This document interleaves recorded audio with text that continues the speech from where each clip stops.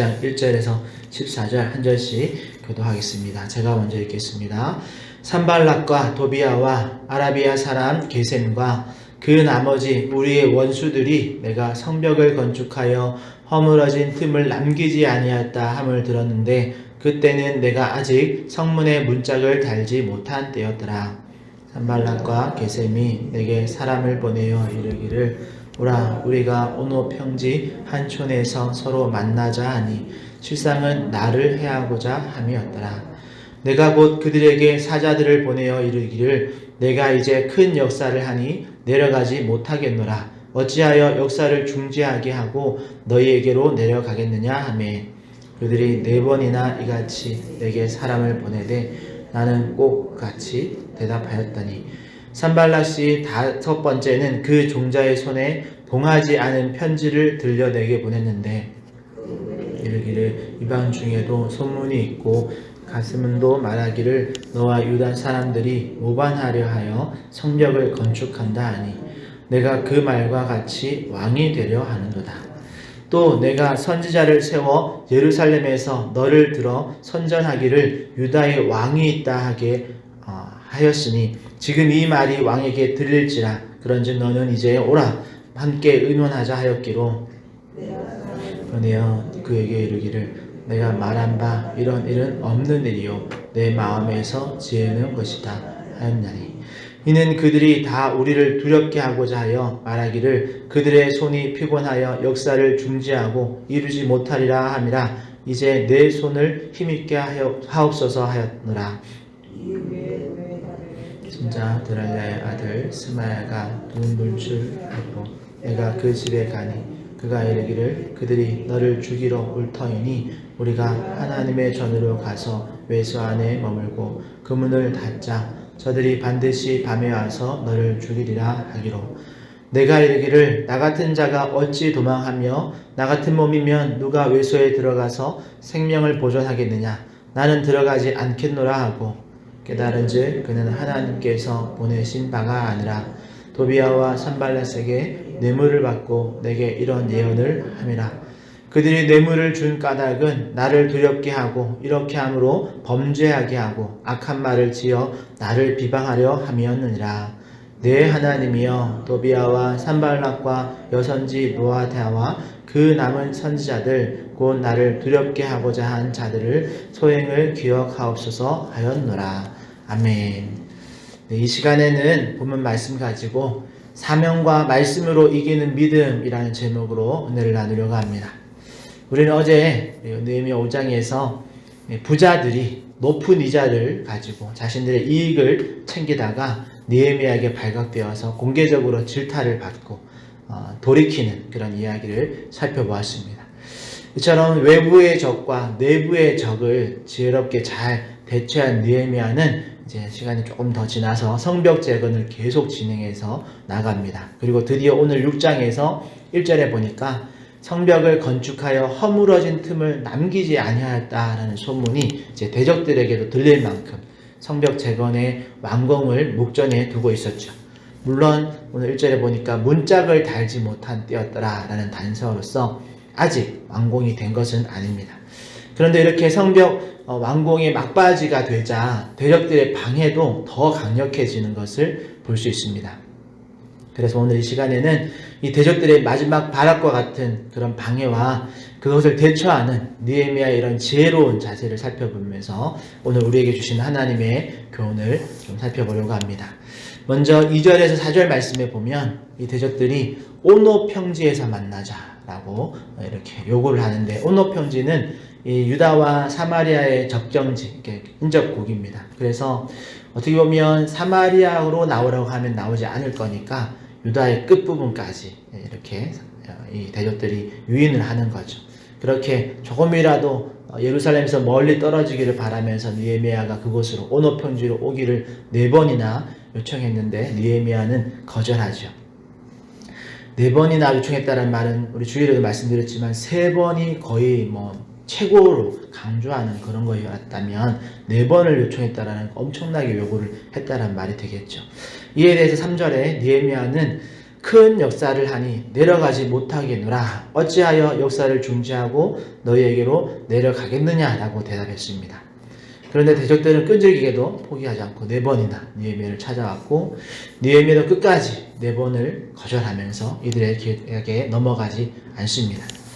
그러자 이번에는 대적들이 방법을 바꿉니다. 5절에서 7절의 말씀에 보니까 봉인하지 않은 편지를 이제 종에게 들려보내서 가져가려고 하는 거죠. 여러분, 봉인하지 않은 편지다라는 것은 거짓 소문을 내기 위한 그런 문서를 말합니다. 근데 그 안에 내용이 뭐냐면 느헤미야 너에 대한 나쁜 소문이 돌고 있다. 이것도 거짓말이죠. 특히 너가 왕이 되려고 한다는 소문이 이제 왕에게 곧 들릴 거다라고 모함을 하면서 이것을 해결하고 싶다면 우리와 만나야 한다라고 하는 거죠. 여러분, 느헤미야 같은 경우에는 왕의 명령을 받고 예루살렘에 파견되어서 성벽을 재건하고 있는 상황입니다. 그런데 느헤미야에게 이런 왕을 언급하면서 특히 너가 왕이 되려고 한다, 너가 왕 되려고 하는 거지 하면서 모함을 한다라는 것은 사실 대적들이 선택한 강력한 그런 공격입니다. 그리고 만에 하나 느헤미야의 마음에 조금이라도 그렇게 자신을 어떻게 높이고자 하는 그런 마음이 정말 있었다면 이들의 모함에 느헤미야가 움찔할 수 있겠죠. 마음이 들킨 것 같은 그런 두려움을 느꼈을 것입니다. 그러나 이러한 강력한 공격에도 느헤미야는 8절 말씀에 네가 말한 그 내용은 없는 일이고 또 너의 마음에서 지어낸 것이다 라고 분명하게 너가 한 거짓말이라는 것을 다 알고 있다 라고 대답을 합니다. 그리고 9절에 보니까 이는 이런 봉인하지 않은 이렇게 문서를 통해서 거짓 소문을 퍼뜨린 것은 우리를 두렵게 하고자 한다라는 표현으로 기록해 놓았죠. 그러니까 5절에서 9절의 사건, 이 봉인하지 않은 편지를 가지고 이스라엘 공동체의 거짓 소문을 퍼뜨리는 이유는 우리를, 이스라엘 공동체 전체를 두렵게 하고자, 깨트리고자, 분란을 일으키고자 했던 것이다 라는 것을 안다라는 겁니다. 그래서 느헤미야는 이것에 대해서 공개적으로 대응한 것이죠.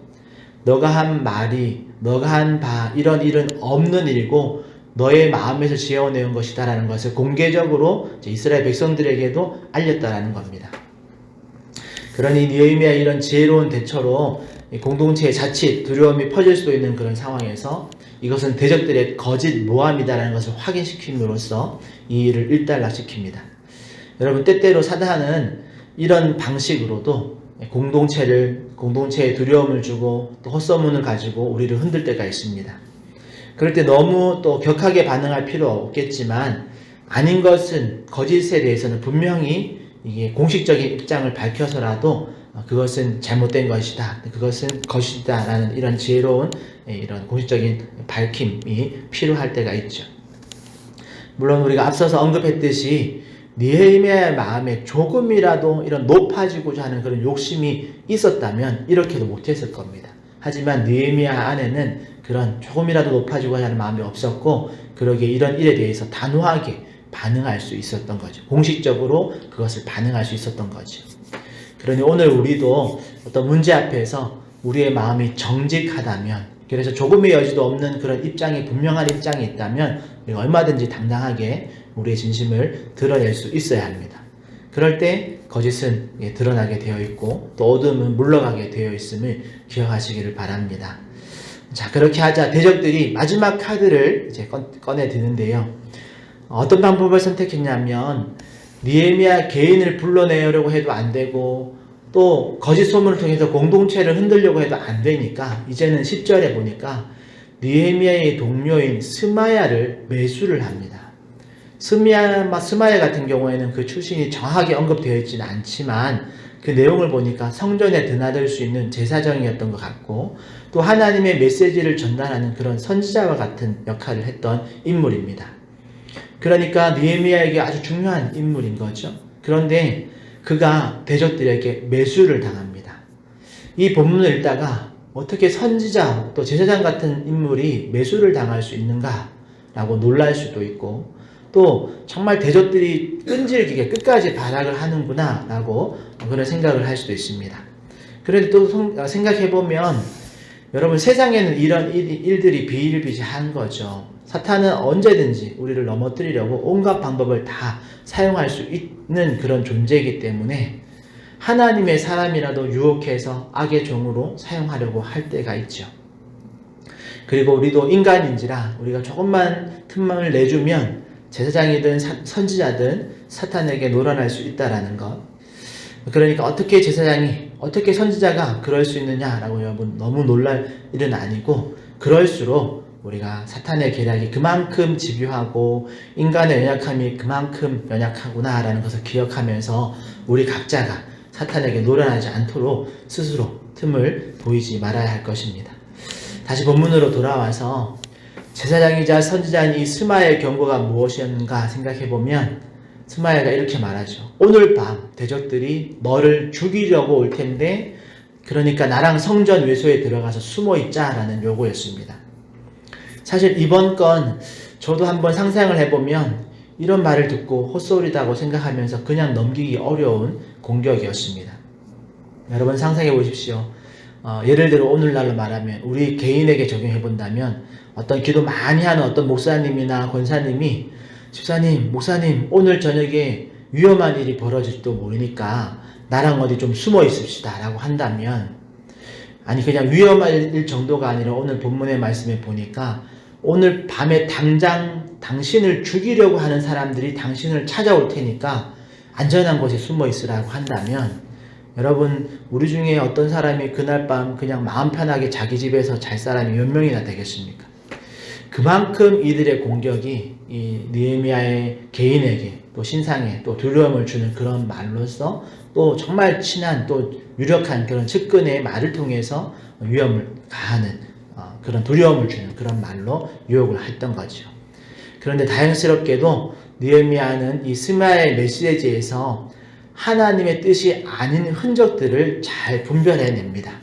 일단 11절에 보니까 나 같은 자가 어찌 도망하며 라고 대답을 합니다. 이 말은 총독으로서 도망할 수 없다라는 말이고, 내가 이 사명을 멈추고 도망할 수 없다라는 말이고, 또 11절에 보니까 나 같은 몸이면 누가 외소에 들어가서 생명을 보존하겠느냐라고 대답을 했습니다.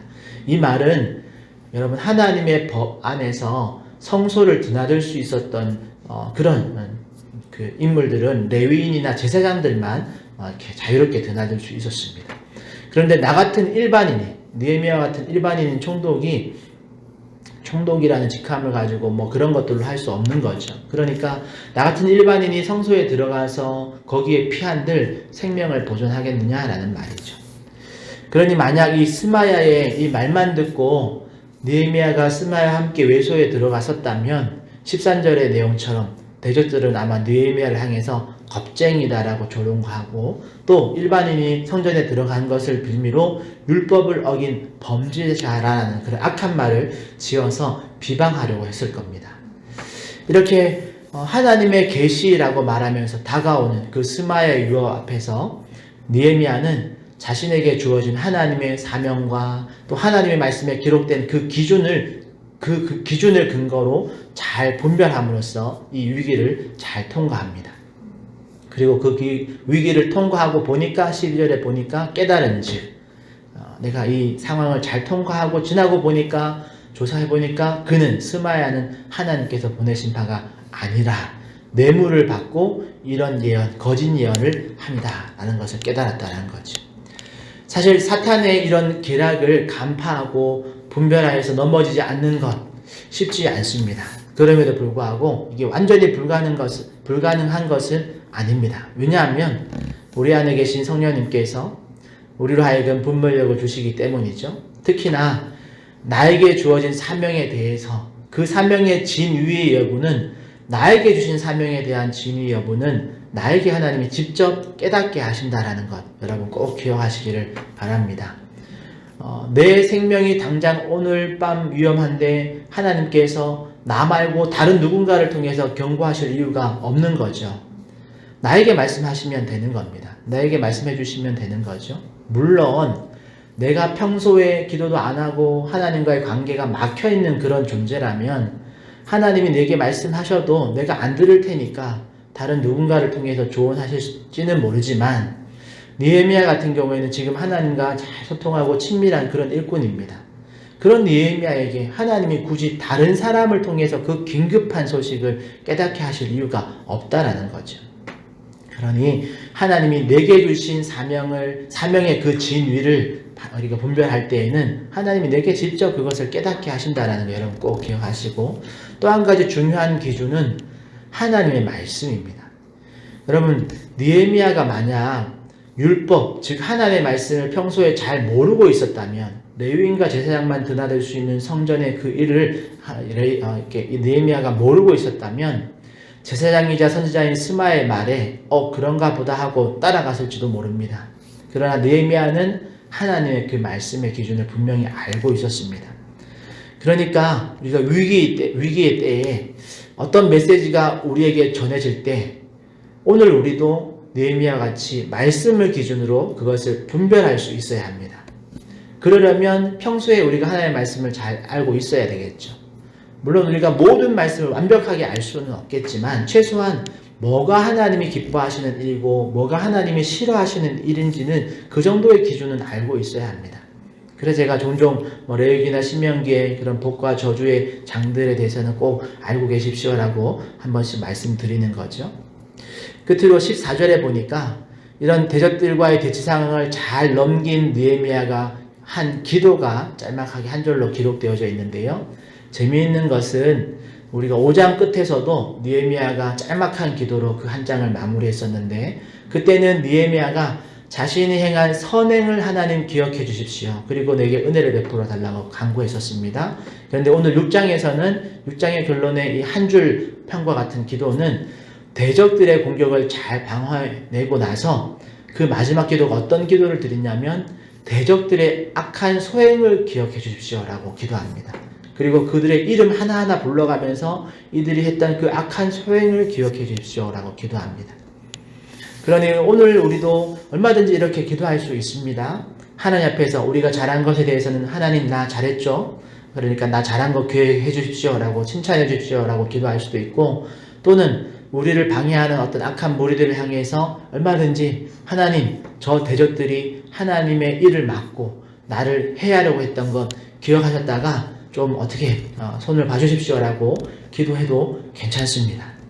마치 우리들의 자녀들이 어렸을 때 하루하루 있었던 일들을 이야기하면서 엄마 나 오늘 이렇게 했어 잘했지 칭찬 받기를 원하는 그런 마음으로 우리에게 말을 거는고, 때로는 엄마 오늘 누구누구가 나한테 이렇게 했어 라고 친구의 어떤 나쁜 행동을 일러 바칠 때도 있는 거죠. 그것처럼 우리도 하나님께 우리의 순수한 우리 마음과 상황을 기도로 올려드릴 때 하나님께서 그 모든 것들을 또 받아주시고 품어주실 줄 믿습니다.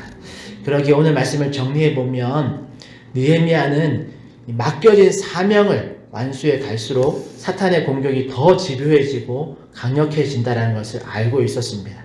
그래서 사탄의 공격이 강력해질수록 느헤미야는 자신에게 주어진 그 사명을 더욱 확인하고 또 확고히 했습니다.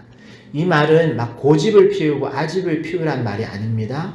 이 일이 하나님이 원하시는 일인가, 하나님이 내게 명하신 그 사명을 기준으로 이 상황을 어떻게 헤쳐야 나가야 하는가를 기도하면서 확인해야 된다는 말입니다. 또한 나중에는 말씀을 담당했던 제사장이자 선지자인 스마야를 이용해서 우리를 넘어뜨리려고 할 때도 있었습니다. 마치 사탄이 예수님을 하나님의 말씀을 가지고 유혹했던 것처럼 말이죠.